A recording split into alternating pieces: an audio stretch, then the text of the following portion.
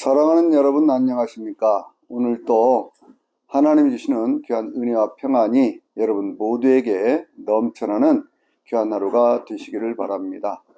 을사년 새해가 밝아왔습니다. 올 한 해 동안에 여러분의 모든 삶에 하나님의 축복이 또 하나님이 주시는 건강이 여러분의 가정, 자녀들 또 생업에 또 모든 하시는 일들에 가득하고 충만해서 올 한 해 동안에 모든 일이 하나님의 은혜 가운데 요셉과 같이 형통하는 샘 곁에 무성 한 가지가 그 담을 넘어가는 것 같은 그 은혜가 꼭 있게 되시기를 바라겠습니다.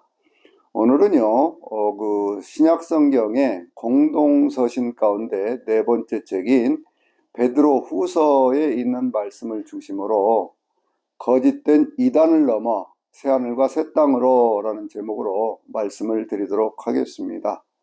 베드로 사도는 하나님의 종으로서의 자신의 삶에 대한 고백을 뭐라고 얘기를 하냐면요, 맨 처음에 시작을 할 때 하나님의 종이요 사도인 나 시몬 베드로는 이렇게 고백을 하고 있습니다. 저는 이 말씀 속에서요, 베드로가 순교하기 직전에 나는 누구다라고 하는 것들에 대한 자기 정체성을 분명히 했다라고 보아집니다. 이 서신이 쓰여졌을 때는요, 네로라고 하는 그 로마의 황제가 로마의 어떤 그런 불이 났던 64년 이후에 굉장한 어떤 그런 핍박을 교회에 강하던 그런 시기 아니었었습니까?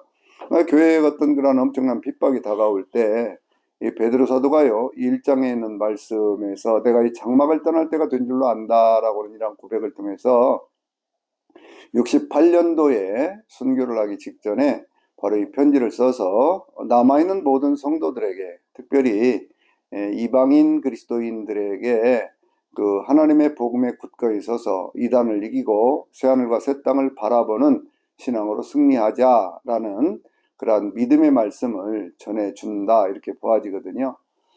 베드로는 그 인생에 있어서 자기는 하나님의 종이고 사도다, 이렇게 말씀하고 있죠. 원래 베드로는 한 어부로서 자기 인생을 시작을 했습니다. 그러다가 주님이 저를 만나주시고 불러서 제자가 되었죠. 근데 제자된 삶에서 만족하지 않고 주님께서 마태복음 28장 18절에서 20절까지 있는 말씀처럼 너희는 가서 모든 족속으로 제자를 삼아 아버지와 아들과 성령의 이름으로 세례를 주고 내가 너희에게 분부한 모든 것들을 가르쳐 지키게 하라. 볼지어다 내가 세상 끝날까지 너희와 함께 있으리라 라고 말씀하시는 그 말씀처럼 제자를 넘어서서 사도가 되는 그 인생을 살았던 분이죠.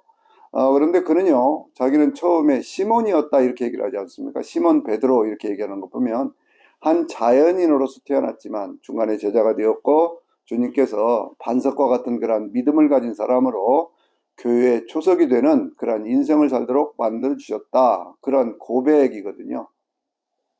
마태복음 16장을 보면 베드로의 그 위대한 신앙 고백이 있지 않습니까? 주는 그리스도시요 살아계신 하나님의 아들입니다 라는 고백이요.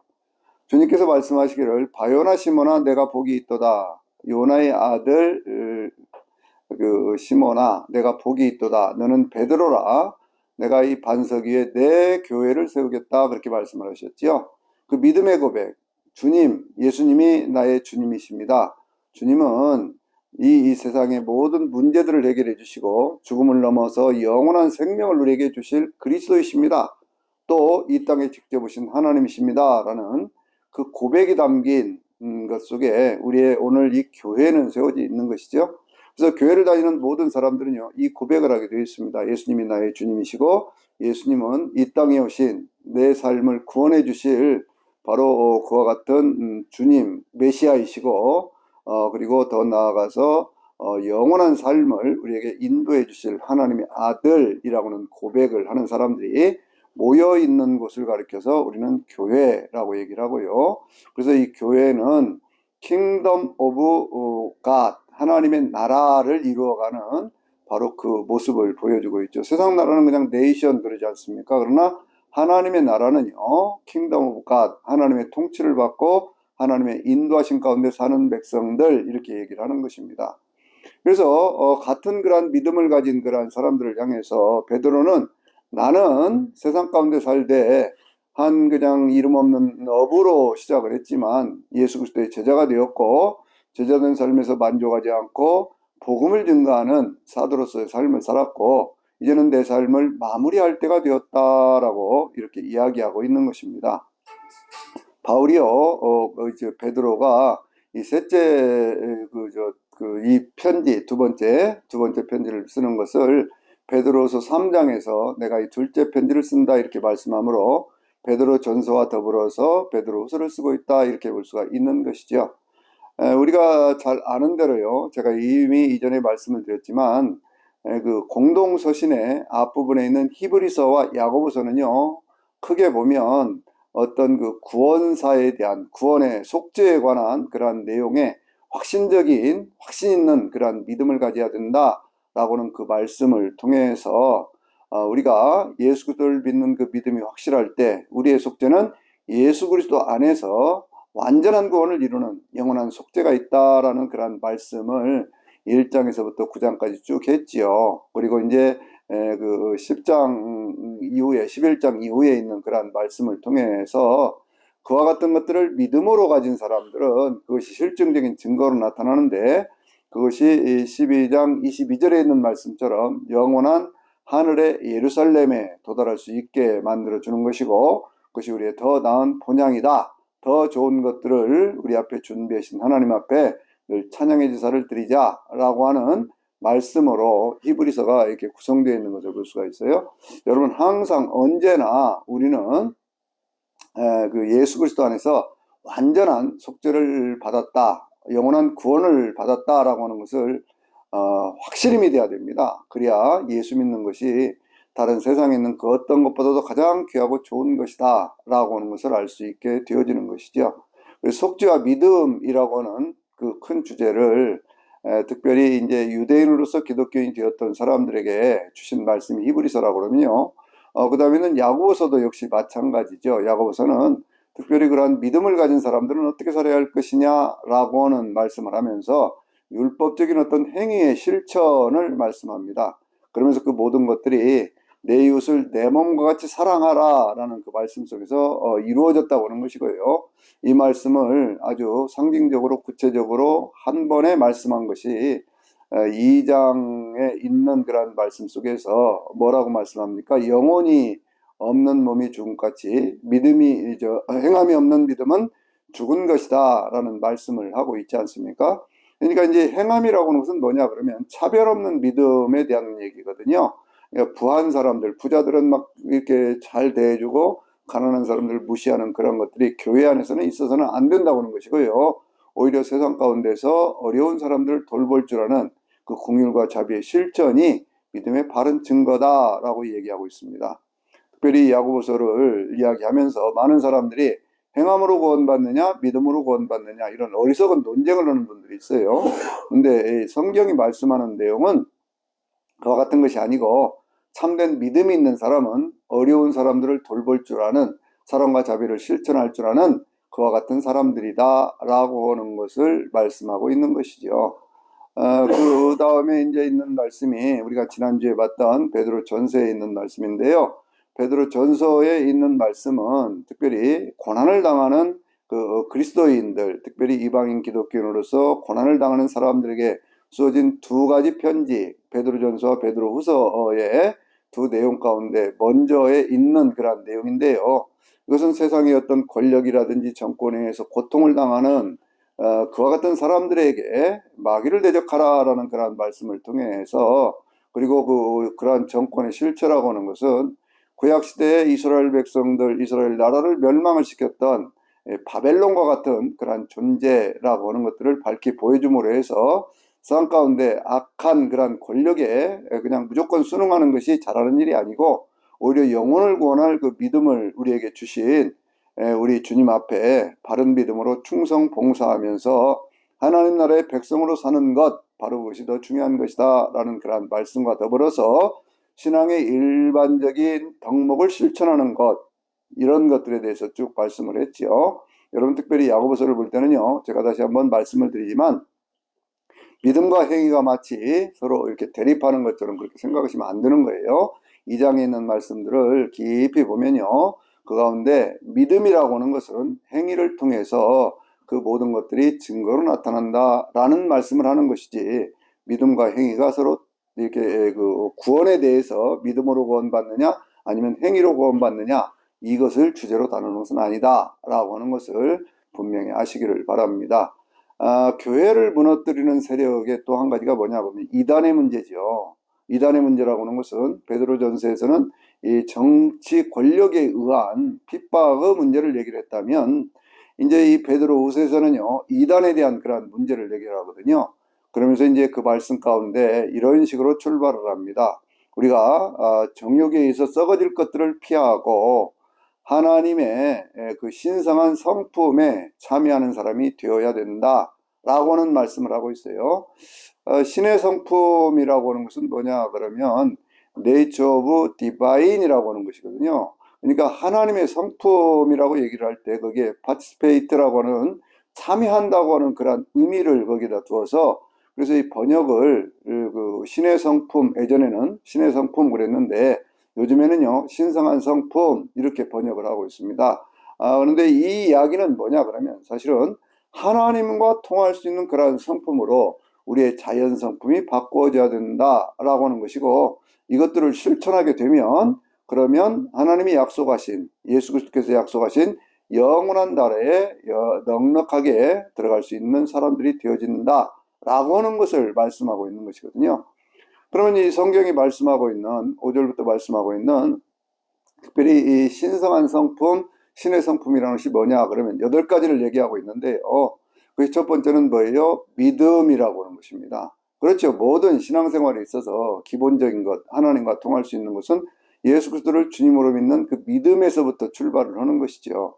이 믿음은 사도 바울이 말했던 9가지 이 성령의 은사 가운데서도요, 하나로 들어가 있는 바로 그 내용이고, 모든 신앙의 기초는 바로 이 믿음에서부터 출발합니다. 그 다음에 믿음의 덕을 그랬어요. 덕이라고 하는 것은 성령의 열매 가운데 양선이라는 것이 있잖아요. 그러니까 양선이라고 하는 것은 그것은 다른 사람들을 향해서 뭔가 선을 행하는 그러한 모습들인 것이거든요. 바로 그와 같은 것들을 말씀하고 있습니다. 믿음의 덕을, 덕의 지식을 그랬는데, 이 지식이라고 하는 것도요, 성령의 어떤 그런 은사 가운데 지혜의 말씀이라든지 지식의 말씀이라든지 영분별과 같은 것들이 이 안에 다 들어있다, 이렇게 보시면 되는 거예요. 하나님을 아는 바른 지식, 그걸 말씀하고 있습니다. 믿음의 덕을, 덕의 지식을, 지식의 인내를 그렇게 말씀하고 있죠. 이 인내라고 하는 것도 성령의 9가지 열매 가운데 하나인데요. 인내라고 하는 것은 내가 참아내는 것, 그러니까 견딜 수 없는 그런 고난 속에서도 그걸 참아낼 수 있는 그 은혜, 그 은사에 대한 것들을, 그 열매에 대한 것들을 우리에게 말씀하고 있습니다. 믿음의 덕을, 덕의 지식을, 지식의 인내를, 인내의 경건을 그렇게 얘기를 하고 있죠. 구별된 모습이 있어야 된다는 것이죠. 우리 예수를 믿는 사람들은 뭔가 예수를 믿지 않는 사람들과는 구별된 그 무엇인가가 있어야 될 것 아니겠습니까? 그러니까 바로 그것을 얘기하는 거예요. 다시 처음부터 말씀을 드립니다. 그 처음에 뭐라고 그랬어요? 믿음의 덕을, 덕의 지식을, 지식의 인내를, 인내의 경건을, 경건에 또 뭘 더하는 것입니까? 거기에 이제 그 형제 우애라고 하는 것이 있죠. 형제 우애. 형제 우애라고 하는 것은 형제들과 형제들 사이에 서로 믿음의 형제들 가운데 우애를 나눌 수 있는, 그리고 마지막 8번째에 있는 것이 뭐냐 그러면 그것이 바로 그 사랑이라고 하는 거예요. 예수님은 늘 사랑에 대한 말씀을 하셨습니다. 누가복음 10장에도 있는 말씀을 보면은요, 하나님을 사랑할 때 내 마음을 다하고 뜻을 다하고 성품을 다하고 힘을 다해서 주 너의 하나님을 사랑하고 내 이웃을 내 몸과 같이 사랑하라. 이것이 모든 율법과 선지자들의 가르쳐준 내용의 핵심이다, 이렇게 말씀을 하셨잖아요. 그러니까 우리는 항상 하나님을 사랑할 줄 알아야 되고요, 자기 자신을 사랑할 줄 알아야 되고, 내 이웃을 내가 나를 아끼는 것처럼 그렇게 사랑할 줄 아는 그 삶이 되어져야 됩니다. 그러니까 신앙이라고 하는 결국 믿음에서부터 출발을 해서요, 그것이 사랑으로 완성되어지는 그 모습을 볼 수가 있죠. 이것은 성령의 9가지 열매나 또 성령의 9가지 은사 속에 담겨져 있는 내용들이 다시 베드로에 의해서 이와 같이 정리가 되어 있다, 이렇게 생각하시면 되는 것이고요. 그래서 늘 우리는 성령님과 함께 동행하면서 신의 성품에 참여할 수 있는, 바로 그와 같은 쪽으로 우리의 믿음이 우리의 세상을 향한 어떤 그런 덕, 그리고 하나님을 아는 지식이라든지 뭐 이런 것들을 더 키워가면서 결국 그것이 사랑으로 완성될 수 있는 그 삶을 살아야 될 줄로 믿습니다. 그런데 많은 이단에 속한 그러한 사람들은요, 예수 그리스도를 부인을 합니다. 예수 그리스도의 어떤 주님 되심을 부인을 해요. 그러니까 이제 이 베드로가 자기 인생 속에 있었던 한 경험을 얘기를 하잖아요. 그것이 뭐냐면 마태복음 17장이라든지 누가복음 9장 같은 데를 보면 예수님께서 그 변화산에서 변화되신 그 모습을 우리에게 보여주고 있지요. 그때 변화산에 누가복음에 있는 말씀 보면 예수님께서 기도하러 거기를 올라가셨다, 그렇게 말씀을 하고 있고, 마태복음을 보면은요, 예수님께서 베드로, 야고보, 요한 이 세 사람을 데리고 올라갔는데 거기서 누구를 만났습니까? 모세와 엘리야를 만나는데 이 세상 어떤 빛보다도 더 밝은 빛으로 변화되는 그러한 빛의 옷을 입은 그 모습으로 주님이 나타나 주셨어요. 그 변화된 모습, 그 용모가 희어졌다 그러죠. 어떤 빛으로도 그걸 표현할 수 없는 그러한 모습으로 변화되어져서 거기서 별세할 것을 말씀을 하실 때에, 그때 하늘로부터 음성이 들리기를 이는 내 사랑하는 아들이요 내 기뻐하는 자라 라고 말씀하면서 베드로는 너희는 그의 말을 들으라는 그런 말씀까지를 들었습니다. 근데 베드로가 이제 오늘 이 본문에서 거는 말씀은 뭐냐면, 주님께서 이는 내 사랑하는 아들이요 내 기뻐하는 자라라고는 그 말씀을 하실 때 하나님께로부터 영광과 존귀를 얻었다라고 말씀하고 있거든요. 영광과 존귀는요, 계시록 4장에 있는 말씀을 보면요, 내 생물이 주님을 찬양을 할 때, 네 명의 천사장이죠. 천사장들이 찬양을 할 때 영광과 존귀와 감사를 돌린다라고 말씀함으로 해서 하나님께 속한 것, 그것을 얘기하고 있는 건데, 그러한 영광과 존귀를 입으셨다라고 말씀하고 있는 거예요. 그러니까 이것은 뭐예요? 예수 그리스도는 본질적 하나님이신 분이고, 그 하나님이 우리 인생에 있는, 인간에게 있는, 이 지구상에 살고 있는 우리 인간의 죄의 문제에서부터 구원을 하고 삶을 영원한 삶으로 인도하기 위해서 이 땅에 오신 주님이시다라고 하는 것을 말씀하고 있는 것이죠. 그래서 베드로가요 1장 21절 맨 마지막 절에서는 뭐라고 말씀을 하냐면 이렇게 얘기를 하거든요. 이 모든 애언이라고 하는 것은 사사로이 풀 것이 아닌데, 그러니까 자기 마음대로 풀지 말라는 거예요. 왜냐하면 이 모든 애언이라고 하는 것은 하나님의 감동을 받은 사람들이 말하는 것이지 자기의 생각대로 자기의 뜻대로 지어낸 것이 아니기 때문에 그렇다라고 말씀을 하고 있어요. 왜 이야기를 할까요? 오늘날도 많은 이단들이 그렇지만 이단들의 가장 큰 특징이 뭡니까? 성경을 자의적으로 해석한다고 하는 거거든요. 그래서 이 장에서 베드로 사도가요, 그 이단에 대한 그러한 얘기들을 구체적으로 하고 있는데, 거짓 선자들이 옛날에 나타났던 것처럼 지금 많은 그 거짓된 그러한 선생들이 나타나서 멸망케 할 이단을 끌어들여서 너희들을 호색이라든지, 이 호색이라고 하는 단어하고 이제 음란이라는 단어를 서로 구별을 하고 있는데요. 그건 뭐냐면 호색이라고 하는 동성애와 같은 그러한 것들입니다. 그리고 그 가운데 탐욕, 그런 것들로 끌어들여서 너희 성도들을 어떤 이득의 수단으로 삼고 아주 타락하고 폐역하게 만들어버리는 그러한 일들을 한다, 그렇게 얘기를 하면서 그들이 심판받을 그러한 어떤 그러한 그 내용들을 미리 이 성경에 있는 그러한 말씀들을 통해서 예증을 하고 있는데요. 그래서 첫 번째는 뭐냐면 범죄한 전사들을 하나님께서 용서하지 아니하시고 그들을 지옥에 던져서 어두운 구덩이에 심판 때까지 지키게 하셨다라는 말씀을 먼저 4절에서 하고 있거든요. 이건 무슨 얘기냐 그러면, 하나님을 대적하고 땅에 떨어졌던 그러한 천사가 있죠. 그 천사장 가운데 그 대표를 우리는 마귀라고 얘기를 하고요. 마귀, 엔용, 에뱀, 사탄, 우리가 그렇게 얘기를 하는데, 그 존재가 이사야서 14장 14절 이하에 있는 말씀이나 에스겔서 28장 14절 이하에 있는 말씀이나 또 요한계시록의 그 12장 6절 이하에 있는 그러한 말씀들을 보면 하늘에 전쟁이 있었는데 거기 떨어졌는데 그때 그 하늘의 천사들 3분의 1이 용의 꼬리에 의해서 그렇게 떨어지게 되어지거든요.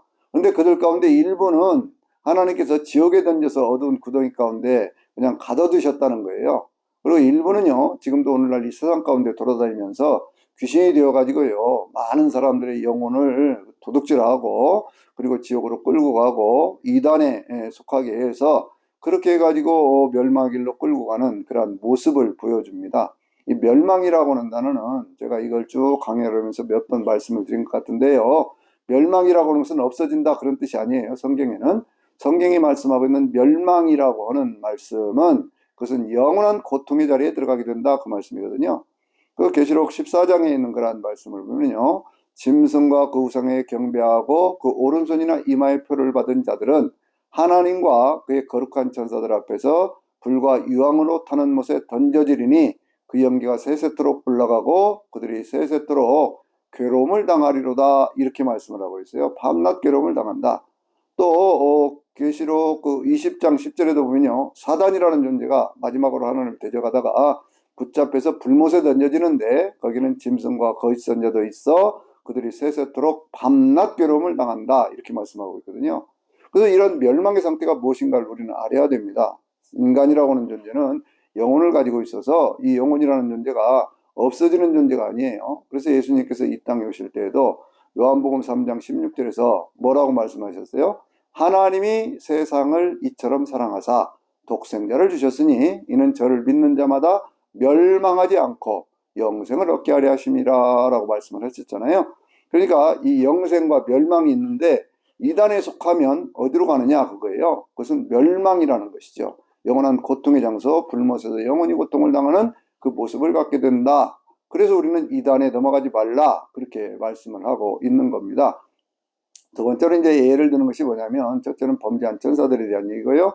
두 번째는 노아의 홍수 때 얘기입니다. 노아의 홍수가 일어날 때 그 성경 창세기 6장에 있는 말씀을 보면요. 그게 뭐라고 말씀을 하고 있냐면 하나님의 사람들이 하나님의 자녀들이 그 사람의 아들들의 사람의 딸들의 그 아름다움에 취해서 그들을 아내로 삼아서 그들이 네피림이라고 하는 거인족을 낳았다라는 말씀에서부터 시작을 하거든요. 그걸 여러 가지로 많이 해석을 하지만 이제 특별히 외경에 속한 에녹서 같은 데는 그 하나님의 그 아들들이라고 하는 것을 천사들 이렇게도 번역을 하고 있거든요. 그래서 이제 그 어떤 성적 타락이라고 하는 것이 전제가 되어 있고 세상이 음란하고 무법한 세상이 되었기 때문에 하나님께서 그들의 가운데 그 하나님의 신을 영원히 그들과 함께 두지 아니하리니 그들이 육체가 됨이라 그러고 그들의 수명은 120년이 된다라는 말씀을 통해서 노아의 홍수를 통해서 그 모든 것들을 심판하시는 그러한 모습 그것을 지금 이 베드로 사도는 말씀하고 있어요. 또 한 가지 예를 드는 것이 뭐냐 그러면요. 그것이 소돔과 고모라의 멸망에 관한 얘기거든요. 소돔과 고모라의 멸망에 관한 말씀은 창세기 18장과 19장에 있는데요. 소돔에서 행하는 그런 모든 악한 것들이 하나님 전에 상달이 되니까 하나님께서 천사들을 보내서 그곳을 둘러보도록 그렇게 했습니다. 가는 길에 아브라함을 만났지요. 아브라함의 그 계획을 얘기를 하니까요. 아브라함이 아주 애절하게 기도하는 그 내용이 창세기 18장에 있지 않습니까? 하나님, 의인 50명이요. 의인 또 20명이요. 의인 또 뭐 10명이요. 하면서 계속 그렇게 하나님 앞에 간구를 해서 아브라함은 그 안에 최소한 의인 10명은 있을 줄 알았지요. 그런데 의인 10명이 없고 거기는 노아의 전체 그 룻의 전체 가족들 해봐야 몇 명 되지도 않는 그러한 모습으로 그 성 전체가 타락해버린 그러한 모습 아닙니까? 19장에 있는 그러한 말씀을 보면요. 천사들이 거기를 들어갔을 때 그들과 서로 상관하게 해달라라고 하면서 그들을 내놓으라고 막 그렇게 그 룻의 가족들을 괴롭히는 그러한 모습을 보여주지 않습니까?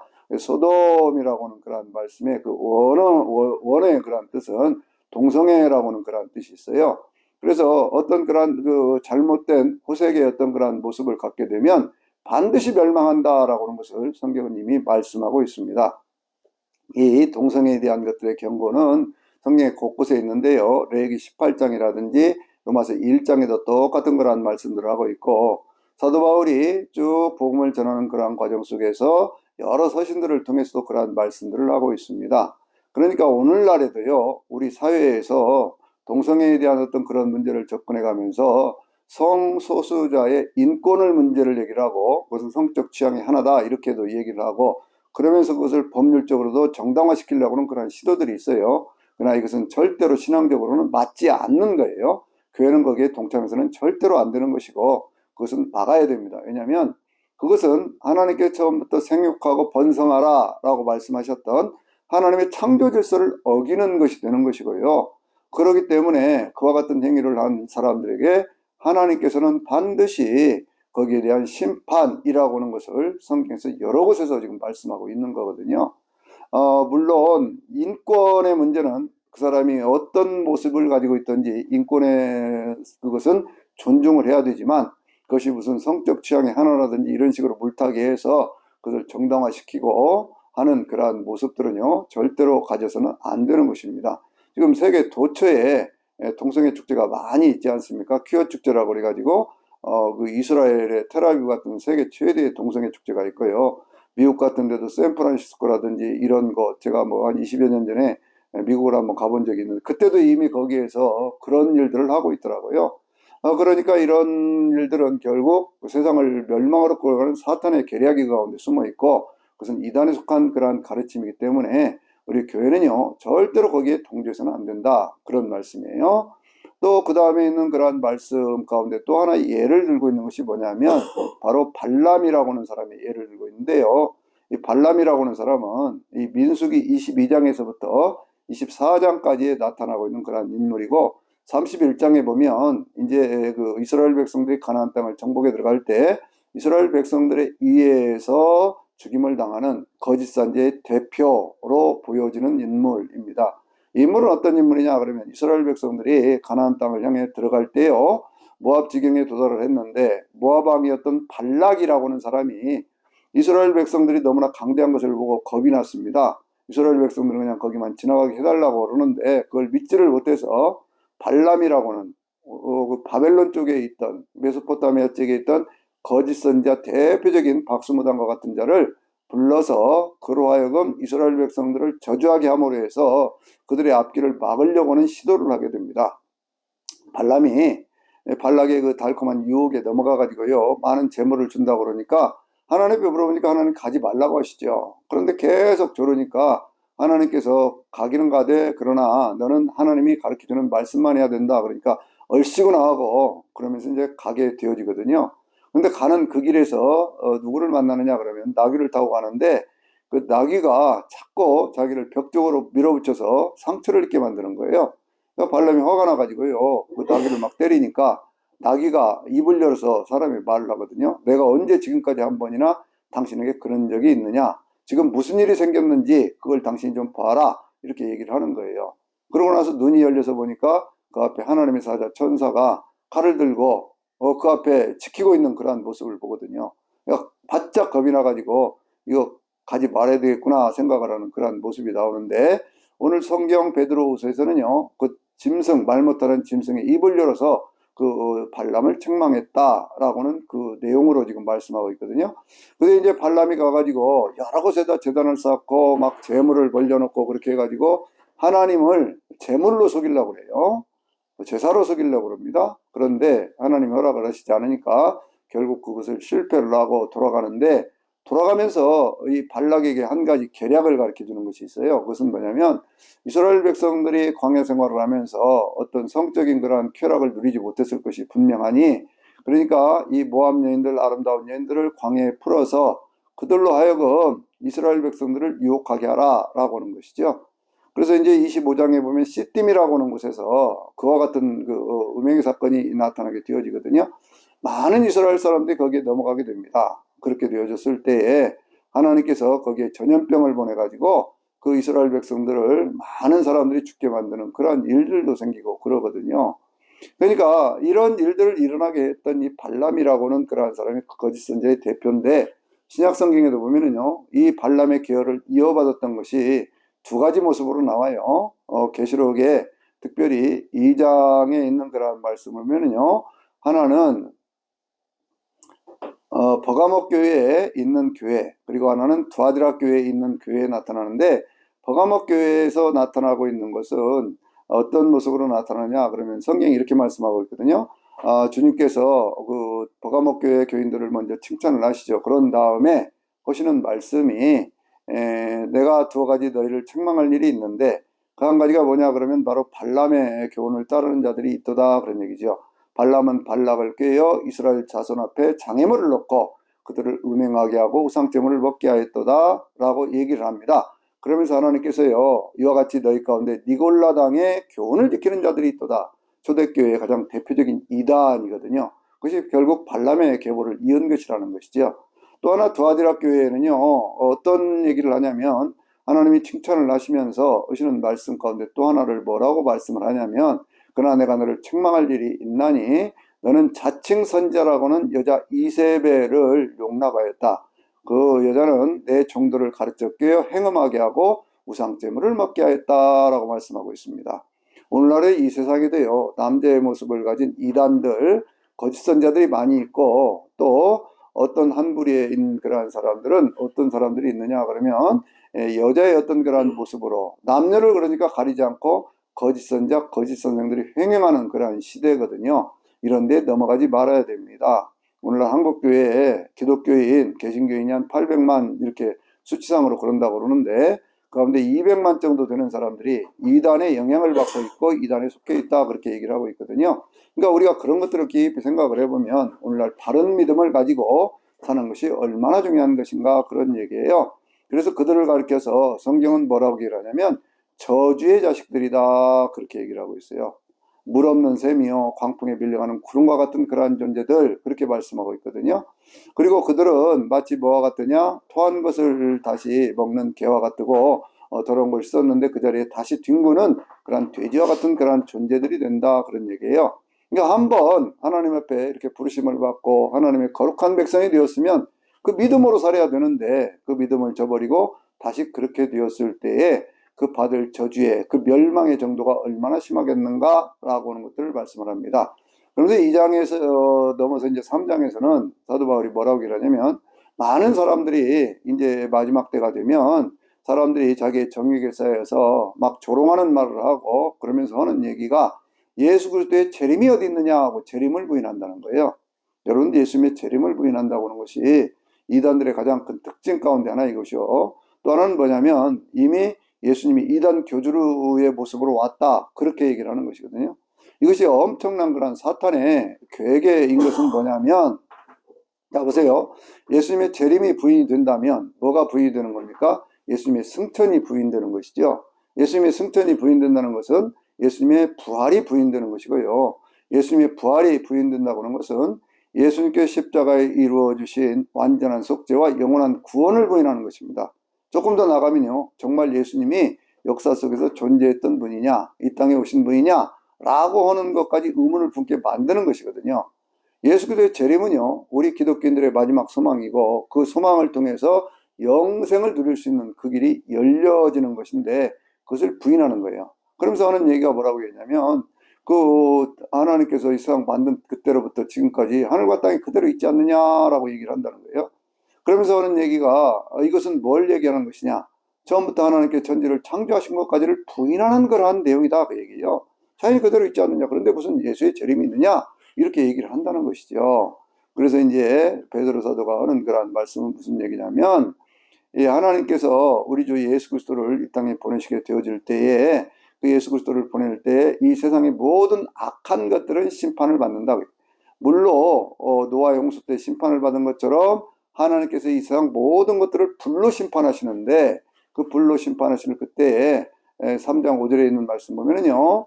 주님께서 주님의 시간에 대한 얘기를 하죠. 그 시간에 대한 얘기는 뭐냐 그러면 하루가 1000년 같고 1000년이 하루와 같다라는 그 유명한 말씀 있잖아요. 왜 그렇게 하시느냐? 영원하신 하나님의 역사 경륜 속에서 하나님이 보시는 시간이라고 하는 것에 대해서 카이로스적인 시간과 크로노스적인 시간, 그러니까 하나님께서 개입해서 역사 가운데 오시는 시간, 그러지 않고 자연적으로 흘러가는 그 시간에 차이가 있다고 하는 것을 우리에게 말씀하고 있는 거거든요. 그러면서 이제 마지막 때가 되면 어떻게 되느냐? 하늘이 불로 심판을 받아서 그 모든 것들이 태워지고 모든 물질들이 다 풀어지는 그러한 때가 되어진다라고 하는, 이 모든 것들이 없어지는 때가 있다. 그럼 성경은 여기서만 말씀하고 있을까요? 그러지 않죠. 그것을 계시록 20장 11절부터 15절까지 있는 말씀에서요 아주 정확하게 말씀을 하고 있는데 그것은 어떤 말씀이냐면 크고 흰 보좌를 보았습니다. 요한 사도가 보았는데 그 앞에 땅과 하늘이 없어지고 그랬어요. 그 앞에 죽은 모든 사람들이 서 있는데 그 앞에 책이 펴져 있고 그 책은 생명책이라고 말씀했어요. 그리고 그들 앞에 또 다른 책이 펴져 있는데 그것은 그 책에 기록된 대로 사람들이 심판을 받고 라고 말씀하고 있거든요. 그리고 바다와 음부도 그 가운데 죽은 자들을 내어주니 그들도 그들의 행위대로 심판을 받고 그리고 바다와 음부도 불못에 던져지더라 이렇게 말씀하고요. 15절에 있는 말씀 보면 그러므로 생명책에 그 이름이 기록되지 못한 자들은 누구든지 다 불못에 던져지게 되더라 이렇게 말씀하고 있어요. 그러니까 마지막 심판이라고는 무슨 심판이에요? 불에 의한 심판이에요. 모든 것들이 사라집니다. 우리가 살고 있는 지구라고는 것, 이 모든 모습들이요 천년왕국이 지난 다음에 마지막 심판이 있을 때는 싹 사라지게 돼 있어요. 그런 다음에 이루어지는 것이 뭐예요? 그것이 바로 새하늘과 새 땅이죠. 그래서 21장에 있는 계시록 21장에 있는 말씀 보면 또 내가 새하늘과 새 땅을 보니 처음 하늘과 처음 땅은 없어졌고 바다도 다시 있지 않더라라는 말씀을 하고 있잖아요. 거룩한 성 하늘에서 하나님께로부터 거룩한 성 새 예루살렘이 내려오는데 그것이 마치 신부가 그 단편을 하여 단장한 것 같더라 이렇게 말씀하고 있거든요. 그러니까 이 영원한 하늘나라 새 하늘과 새 땅의 역사가 반드시 이 모든 것들을 심판하실 때까지 이 모든 것들이 보존되어 있다는 것이 하나님의 불심판에 의해서 싹 태워지고 사라지게 되고 그 이후에 영원한 새하늘과 새 땅, 새롭게 창조된 그러한 세상이 우리에게 있고 바로 거기에서부터 영생을 누리게 된다라고 하는 것을 말씀하고 있는 겁니다. 이 내용은요 사도 바울도 여러 번 강조해서 말씀을 그리고 성경이 여러 곳에서 예수 그리스도의 재림, 예수 그리스도의 또 부활, 우리의 부활에 대한 것들을 뭐 데살로니가전서 4장이라든지 혹은 고린도전서 15장이라든지 이런 곳에서 계속 말씀을 해왔던 그런 내용들이거든요. 근데 이단들은 그걸 부인하는 거예요. 부인을 하면서 예수 그리스도의 재림을 부인하는 그러한 모습들을 보여주고 있는 것이거든요. 예수 그리스도의 재림은 확실한 것입니다. 그렇기 때문에 이 재림에 대한 소망을 갖게 되면요 새하늘과 새 땅에 대한 소망을 갖게 돼 있는 거예요. 영원한 하나님 나라, 영생하는 곳, 죽음이 없고 아픔도 없고 고통이 없는 곳, 바로 그것이 하나님이 우리에게 약속하신 새하늘과 새 땅이거든요. 특별히 이제 올해 새해가 밝아왔지 않습니까? 이 새해에 우리가 이 땅에 살아가는 그 모든 모습 속에서도요 하나님의 은혜 가운데 살 뿐만 아니라 이 베드로가 말하고 있는 의가 거하는 새하늘과 새 땅에 대한 소망을 가지고 믿음으로 승리하는, 그래서 믿음과 사랑이 이렇게 하나님의 성품 가운데 함께 참여하면서 완성되어지는 귀한 저와 여러분이 되시기를 주의 이름으로 축원합니다. 아멘.